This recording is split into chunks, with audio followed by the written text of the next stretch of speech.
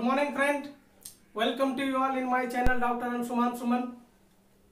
आशा करते हैं आप लोग सभी स्वस्थ और अच्छे होंगे और अपने मंजिल की तरफ एकाग्र होंगे। मित्रों, यदि आपका लक्ष्य बड़ा है तो लड़ाई भी लंबी लड़नी पड़ेगी। आज मैं जो आपके सामने वीडियो लेकर आया हूं, हम पढ़ेंगे आज सिख साम्राज्य अर्थात पंजाब राज रंजीत सिंह के अधीन।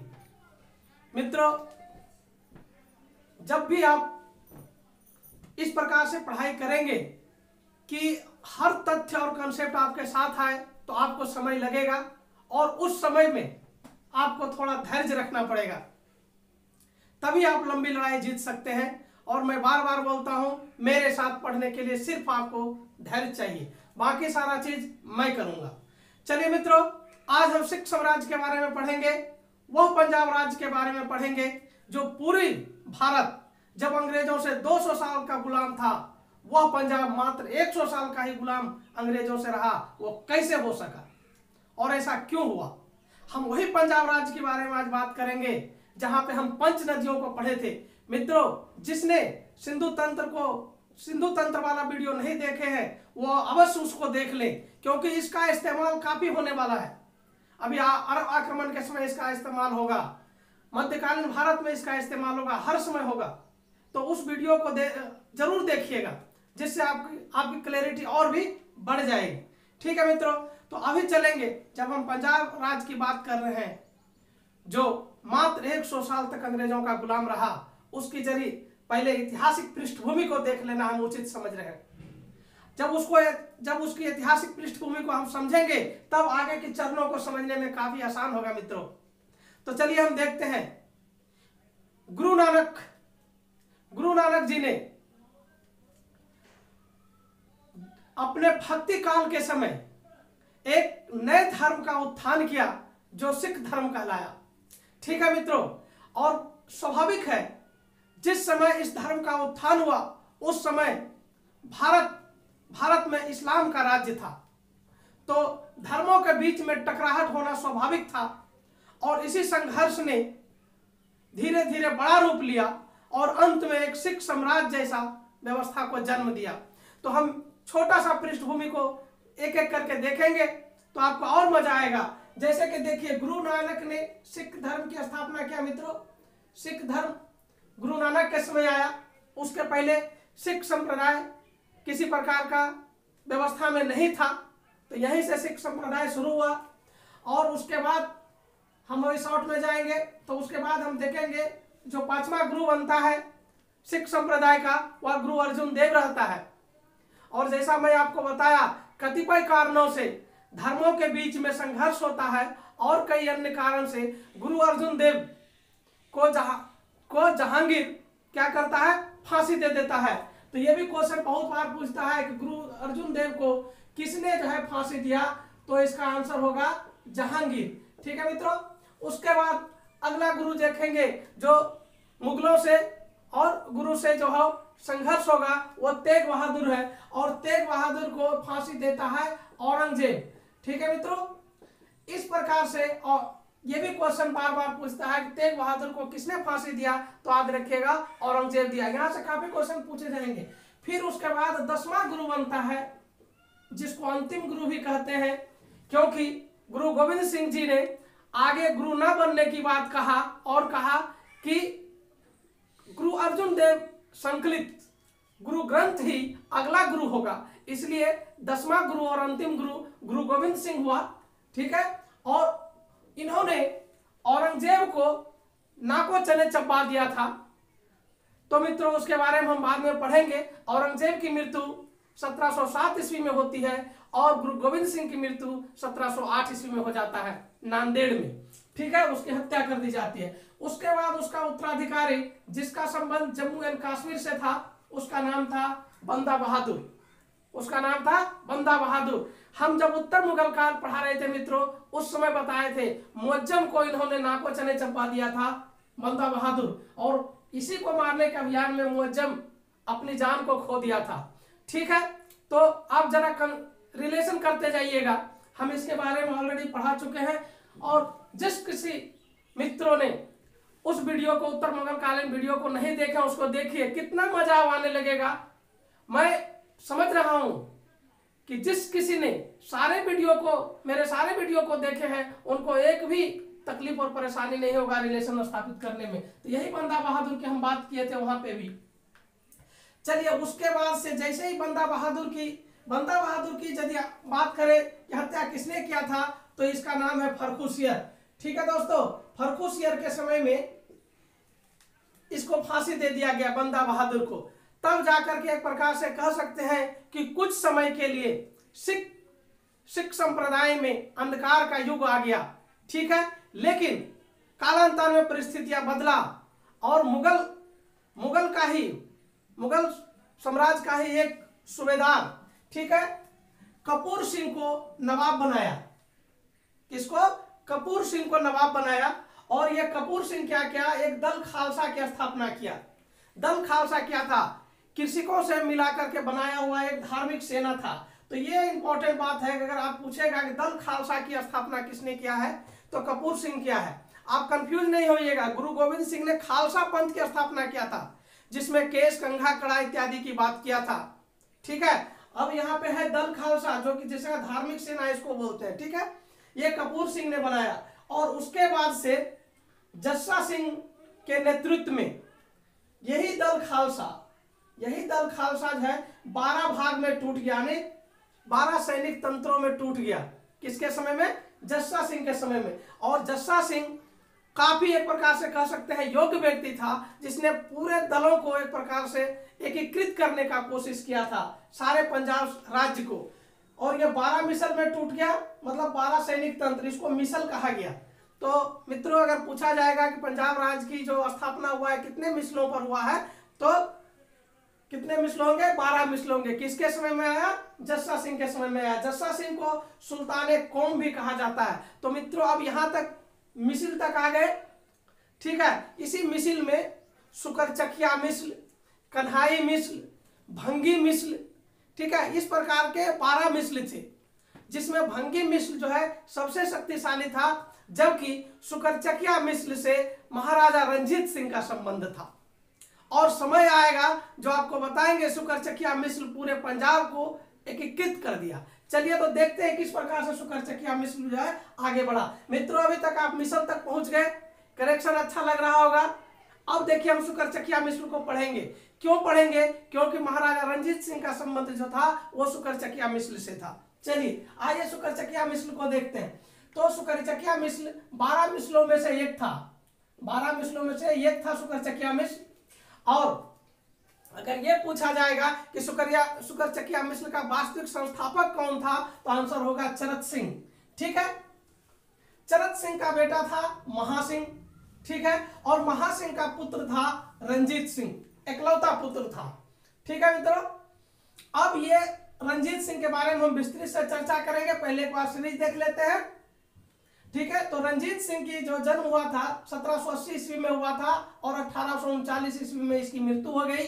उसके बाद जो है इसका जो उत्तराधिकारी बना, यानी रंजीत सिंह का जो उत्तराधिकारी बना वो खड़ग सिंह बना। वो मात्र 1 साल के लिए रहा।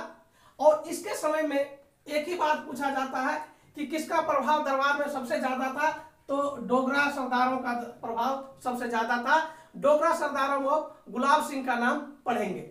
ठीक है, उसके बाद ये नौनिहाल सिंह आया और नौनिहाल सिंह चाहा कि डोगरा सरदारों का प्रभाव जो है दरबार से खत्म कर देना चाहिए। इसी संघर्ष में इसकी भी हत्या हो जाती है। ठीक है मित्रों, उसके बाद जो है शेर सिंह आता है। ठीक है, ये सारे जितने खड़ग सिंह, नौनिहाल सिंह, शेर सिंह, दिलीप सिंह, ये सारे रंजीत सिंह के ही पुत्र हैं। हम आगे चल के बताएंगे रंजीत सिंह कई शादियां किया था, तो ये सारे उनके ही पुत्र थे। तो शेर सिंह के बाद अंतिम में जो बना ये दिलीप सिंह बना। यानी पंजाब का अगर पूछा जाएगा पंजाब का सबसे अंतिम राजा कौन था, तो उसका आंसर होगा दिलीप सिंह। और इसकी माता का नाम था जिंदन, इसकी माता का नाम था जिंदन। और यह 1843 से 49 तक रहा, जब तक कि डलहौजी पंजाब को पूरे राज्य में नहीं मिला लिया।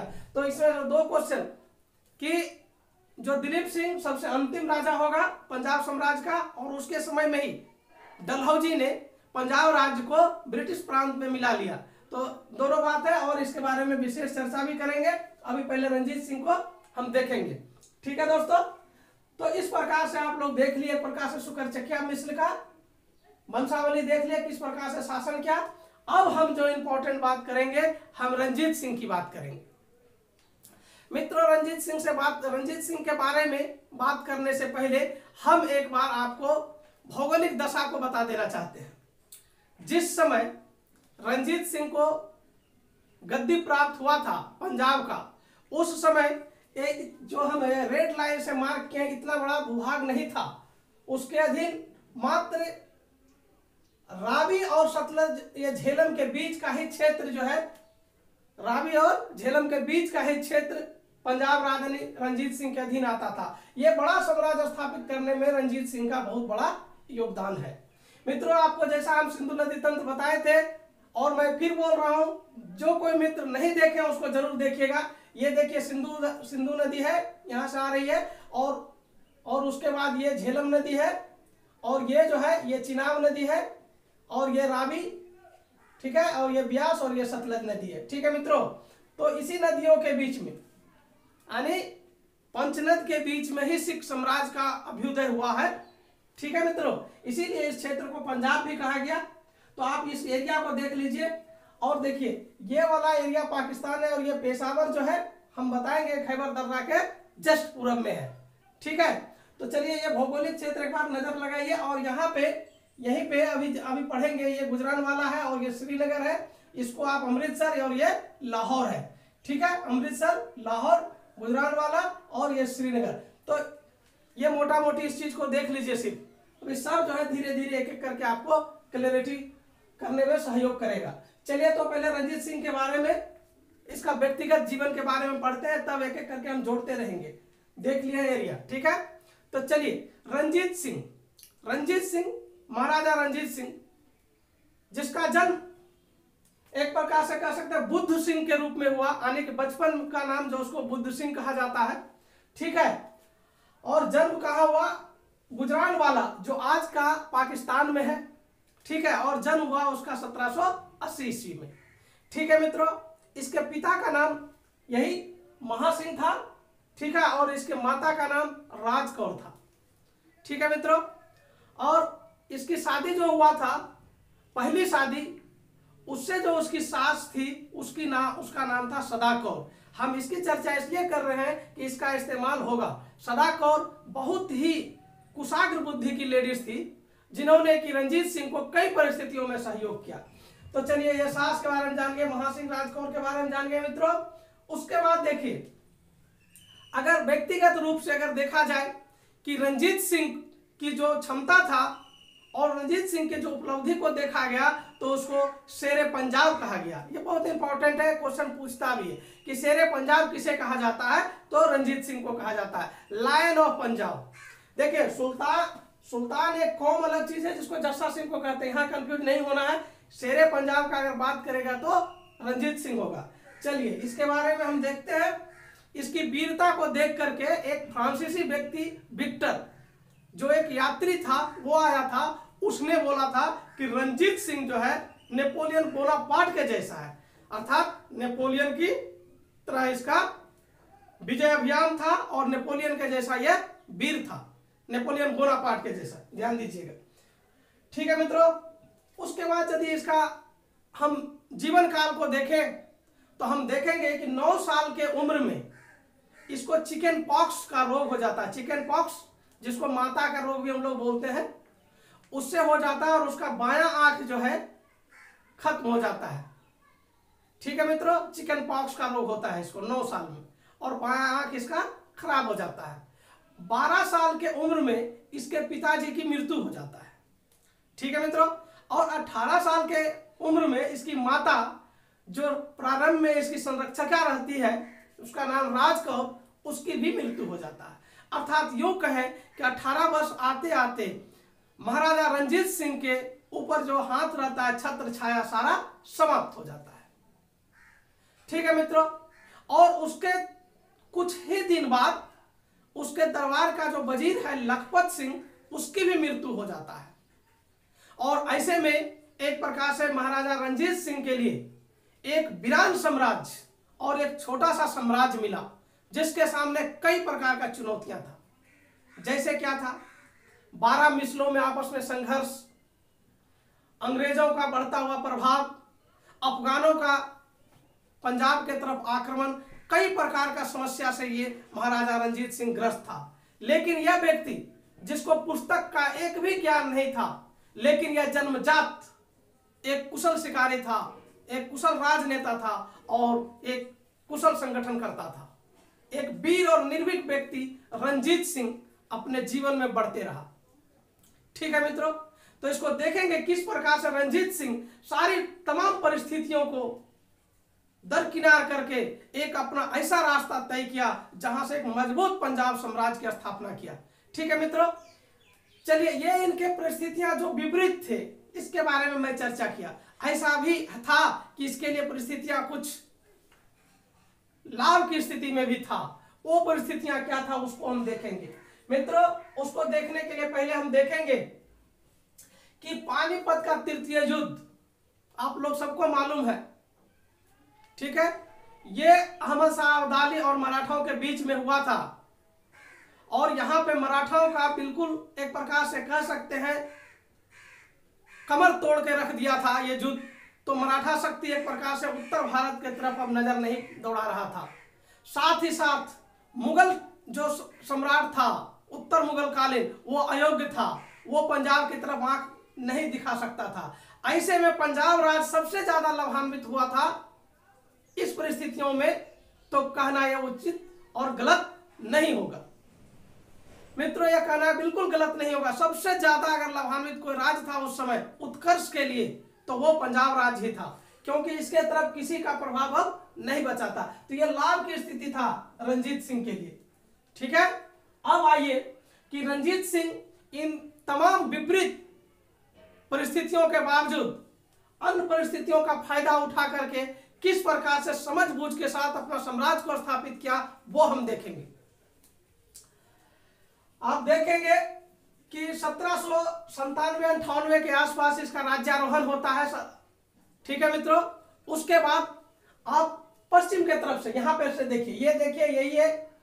अगर इसको हम ऐसे करके इसको पाकिस्तान अगर मान लिया जाए तो इसके बाद मित्रों ये अफगानिस्तान का एरिया होता है। हम जो है कभी एक बार अलग से इस पर हम बताएंगे मैप में। तो ये जो अफगानिस्तान का एरिया, यहां से अफगानिस्तान से इधर अटैक होता है किसके लिए? लाहौर के लिए। ठीक है मित्रों, लाहौर जीतना चाहता है अफगानिस्तान का राजा। तो चलिए, जब अफगानिस्तान का एक बार राजा हो गया है तो इसको अंतरराष्ट्रीय समझिए का स्थापित करते हैं आखिर अफगानिस्तान में कौन था। तो मित्रों अफगानिस्तान में आपको बताऊं कि सबसे पहले जब अहमद शाह अब्दाली जो दुर्रानी वंश की स्थापना किया था, वही अहमद शाह अब्दाली जो कि पानीपत का तृतीय युद्ध लड़ा था, वही अफगानिस्तान का पहला अमीर था। अहला अमीर का मतलब पहला राजा था। उसके लिए भी आपको एकदम साधारण ढंग से आपके लिए रखा हूं, थोड़ा सा फैक्ट आप देख लीजिए। यही अहमद शाह दुर्रानी है, अहमद शाह अब्दाली। ठीक है, और उसका पुत्र तिमूर शाह, ये 1747 से 72 तक शासन किया अफगानिस्तान में। और उसके बाद तिमूर शाह किया 72 से 93 तक। और उसके बाद यही जिसके बारे में अभी पढ़ेंगे, इसका पुत्र है जमान शाह। ये जितने देख रहे हैं 3 नंबर 4 नंबर और 5 नंबर, ये सब तिमूर शाह के ही पुत्र हैं। ठीक है, तो जमान शाह देखिए 1793 से 1820 का शासन पड़ रहा है। और अभी देखिए जब रिलेशन बनाएंगे तो रंजीत सिंह भी 1798 में क्या हुआ है, शासक बन चुका है। तो इसके समय का सा हो गया। तो जमान शाह यहां से लाहौर जीतने के लिए आना चाहता है और आक्रमण करता है लाहौर जीतने के लिए। कौन? जमान शाह। और जमान शाह जैसे ही आक्रमण करता है, कई क्षेत्रों को वो जीत लेता है इस एरिया में, लेकिन अफगानिस्तान में पुनः कलह हो जाता है। पुनः कलह मतलब वहां विद्रोह हो जाता है, क्योंकि वहां पे तिमूर शाह के कई पुत्र थे और सभी लोग जो थे एक प्रकार से कह सकते हैं राज सिंहासन का दावेदार था और आपस में काफी संघर्ष हो रहा था वहां। तो ये क्या करता है, आनन फानन में जमान शाह आनन फानन में ये पुनः जो है अफगानिस्तान लौट जाता है। ठीक है मित्रों, अफगानिस्तान लौटने के क्रम में ये तेजी से जब लौटता है तो इस पंचनद के नदी घाटियों में इसका 12 तोप फंस जाता है। तोप उस समय का छोटा नहीं होता था जिसको आराम से आप कैरी कर सकते थे, भारी तोप होता था। तो चूंकि जल्दी जाना था तो वो नदी घाटियों में तोप को छोड़ के वो चला जाता है। यहाँ पे बहुत ही कूटनीति और समझबूझ के साथ महाराजा रंजीत सिंह वो सारे तोप को निकालता है और जमान शाह को वापस कर देता है। देखिए मित्रों कितना बड़ा बात हो रहा है, ध्यान से सुनिए। तोप छूट गया है जमान शाह का, वो आक्रमण करने आया था, लाहौर को जीतने आया था, छूट गया। अब ये क्या कि उसके तोप को निकाला, उसके तोप को दे दिया। स्वाभाविक बात था कि जमान शाह जो है खुश होता, और खुश इतना हुआ कि उन्होंने लाहौर को दे दिया। किसको? रंजीत सिंह को। तो ये रंजीत सिंह का एक प्रकार से समझबूझ ही था कि लाहौर ले लिया हो, और रंजीत सिंह को राजा की भी उपाधि उन्होंने दे दिया। स्वीकार कर लिया कि रंजीत सिंह जो है लाहौर पर रंजीत सिंह का अधिकार होगा। ठीक है मित्रों, जैसे ही रंजीत सिंह को लाहौर मिला, बाकी के मिसलों में खलबली मच गया। बाकी के मिसल, यह स्वाभाविक है मित्रों कि जब सामने से ही कोई बहुत ज्यादा उत्थान करने लगता है तो अगल बगल से संघर्ष की संभावना और ईर्ष्या मिलता है। तो रंजीत सिंह भी इसका अपवाद नहीं था। बाकी के 12 मिसलों में से एक ही मिसल शुक्र से क्या कभी बात कर रहे हैं, 11 मिसलों में से कुछ लोग रंजीत सिंह के उत्कर्ष से ईर्ष्या करने लगा, और वो लोग एक संयुक्त संघ बनाया ताकि रंजीत सिंह को हराया जा सके, उसके उत्कर्ष को रोका जा सके। तब उससे हुआ एक युद्ध जिसका नाम था भसीन का युद्ध। मित्रों, भसीन के युद्ध में रंजीत सिंह के पास उतना आर्थिक संसाधन भी नहीं था और इसके पास उतना सेना भी नहीं था। तब इन्होंने अपनी सास सदा कौर से बात किया, और सदा कौर, हम पहले ही बता चुके, काफी कुशाग्र था। बोला कि सदा कौर ने इनको कहा, जिस शक्ति ने आपको लाहौर की गद्दी दिया है वही शक्ति आपको इस युद्ध को भी जिताएगा, आप डरिए नहीं, युद्ध लड़िए। यहां पे रंजीत सिंह पुनः एक प्रश्न पूछता है अपनी सासू से। वो पूछता है कि अगर मैं युद्ध लड़ूं तो ठीक है, लेकिन मेरे पास आर्थिक संसाधन नहीं है, कैसे? तो इसके लिए भी एक छोटा सा प्रकरण है इसमें कि एक व्यक्ति है जो मुगल खजाना को कहीं छुपा कर रखता है, वो रंजीत सिंह को बताता है और कुछ शर्तें हैं, और रंजीत सिंह को आर्थिक सहयोग वहां से प्राप्त होता है। मित्रों, उसमें हम लोग नहीं जाएंगे, इतना सा जानेंगे कि भसीन के युद्ध में सदा कौर का सहयोग काफी रहा था, और सदा कौर के सहयोग से भसीन के युद्ध में सारे प्रतिद्वंदियों को रंजीत सिंह ने पराजित कर दिया। ठीक है मित्रों, अब आइए, जैसे ही रंजीत सिंह ने भसीन को युद्ध को जीता, फिर रंजीत सिंह का नजर जो है अमृतसर के तरफ गया, और अमृतसर उस समय भंगी मिसल के अधीन था। हम आपको बताए थे कि भंगी मिसल उस समय काफी शक्तिशाली था, लेकिन रंजीत सिंह एक बार जब चल दिया तो रुकेगा नहीं। वो अमृतसर पर आक्रमण किया और भंगी मिसल को हरा करके अमृतसर को छीन लिया। तो मित्रों देख लिए आप, दो चीज देख लिए, एक लाहौर उसके हाथ में आ गया और दूसरा अमृतसर आ गया। तब यहाँ पे आप एक चीज और आराम से सीख सकते हैं कि लाहौर को भी राजधानी बनाया और अमृतसर को भी राजधानी बनाया। तो किस प्रकार का राजधानी दोस्तों? लाहौर को राजनीतिक राजधानी, तो अमृतसर को सांस्कृतिक या धार्मिक राजधानी। काफी बार पूछा जाता है कि रंजीत सिंह की राजधानी, सांस्कृतिक राजधानी कौन था? तो अमृतसर होगा। राजनीतिक राजधानी कौन था? तो लाहौर होगा। ठीक है मित्रों, कोई कंफ्यूजन नहीं, दो राजधानी था रंजीत सिंह का। तो चलिए यहां तक सीख गए, और उसके बाद आप देखिएगा कि अब जो आएगा शाह शुजा से संबंध स्थापित होगा। पहले देखिए, ये भी अफगान शासक है। अब हम इसको जरा देखेंगे तो देखिए, ये तीसरे नंबर वाला जमान शाह से बात हुई थी। और चलिए यहां पढ़ने के पहले थोड़ा सा ऐसे बात करते हैं। जमान शाह को अंधा कर दिया था मोहम्मद शाह जो था उसका सौतेला भाई था।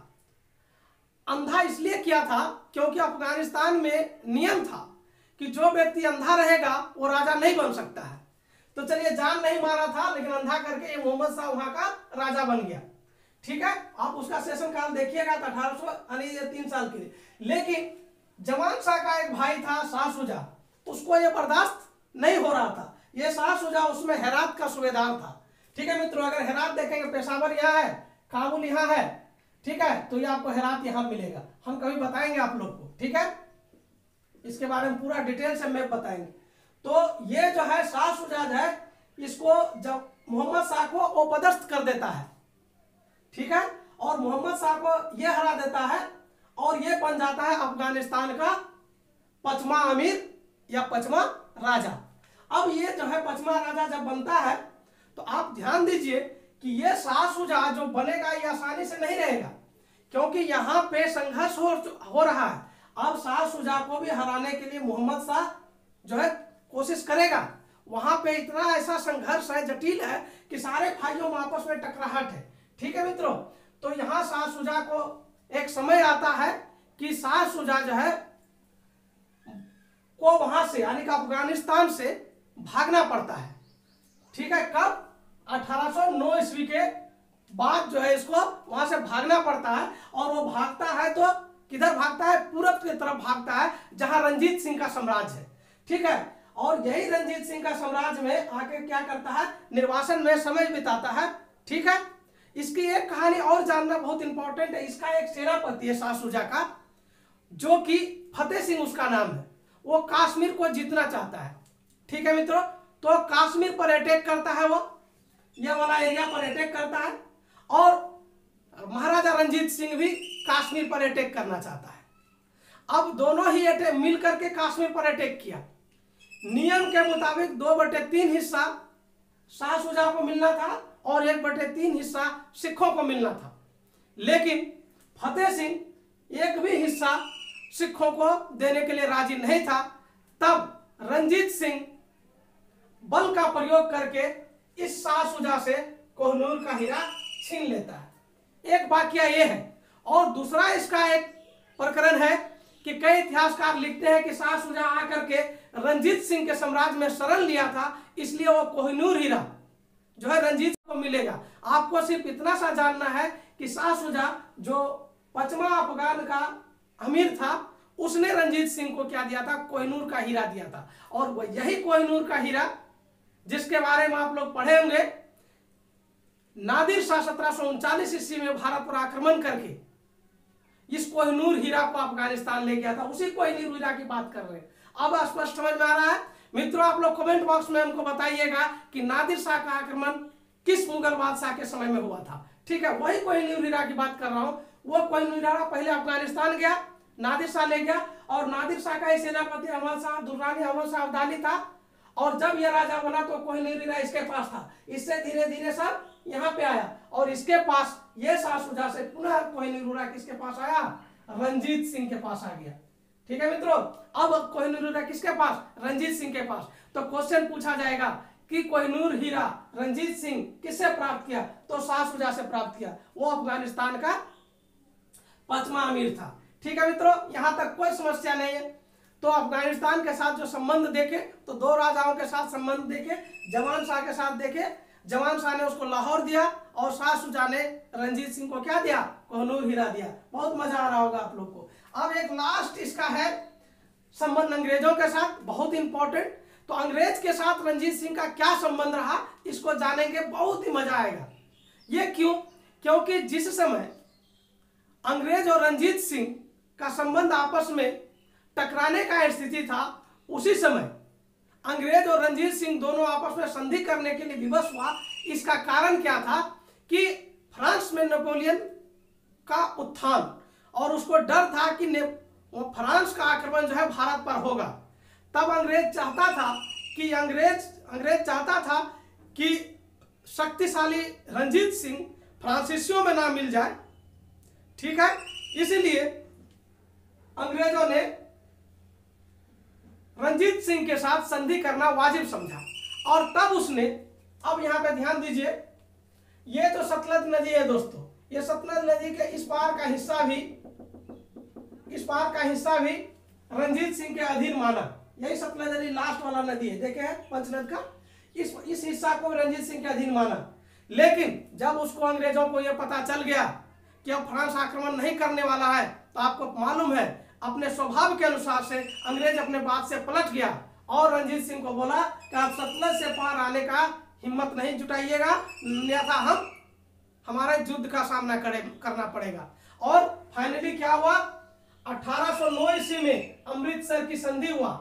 यह इंपॉर्टेंट है, पूछा जाता है कि अमृतसर की संधि कब हुआ, तो 1809 ईस्वी में हुआ। किसके बीच में हुआ, अंग्रेजों और रंजीत सिंह के बीच में हुआ। और उसमें तय कर दिया गया कि अंग्रेज और रंजीत सिंह का जो बाउंड्री होगा, सीमा होगा, सतलज नदी होगा, ठीक है। सतलज नदी के इस पार यानी इधर अंग्रेज और इधर रंजीत सिंह, ठीक है मित्रों।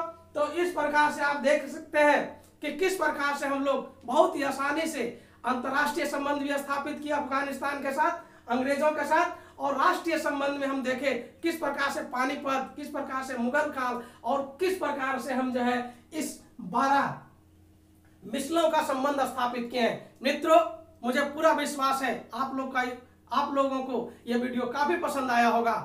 और यदि पसंद आता है तो आप कमेंट करिए, सब्सक्राइब और शेयर कीजिए। आज भर के लिए बस इतना सा ही। Thank you very much.